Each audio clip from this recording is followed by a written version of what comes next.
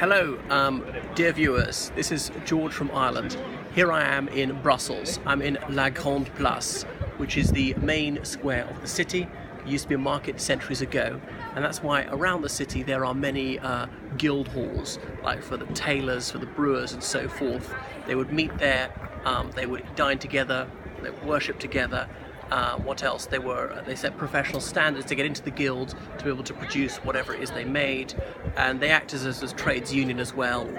They provided welfare for each other in hard times, or for widows and orphans. Anyway, this square is an architectural gem.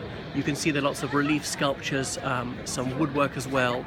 A lot of these images are covered in gold leaf. There's a lot of religious art as well. There are statues of saints and so forth. So Belgium is a mainly Christian country.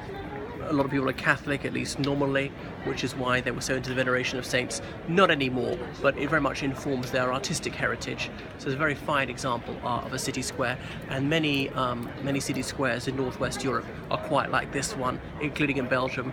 It calls to mind Bruges, Ypres and so forth.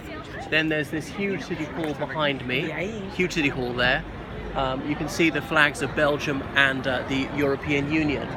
So as you can see, plenty of tourists are milling around. There are a few cafes, restaurants, bars on this square, rather overpriced. If you just go a little bit further afield, they become much more reasonable because it's no longer quite such prime territory.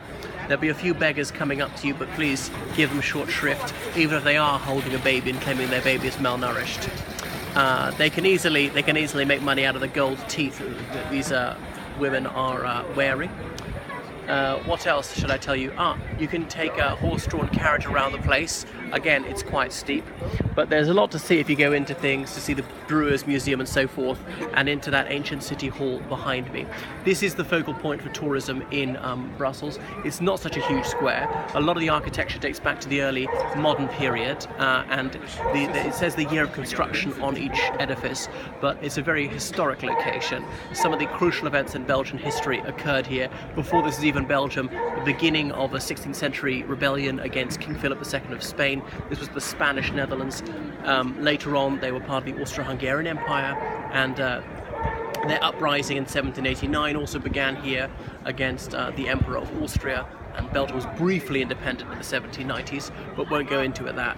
Anyway, this is a must-see for any tourists, and a lot of the other key sites are in walking distance of this.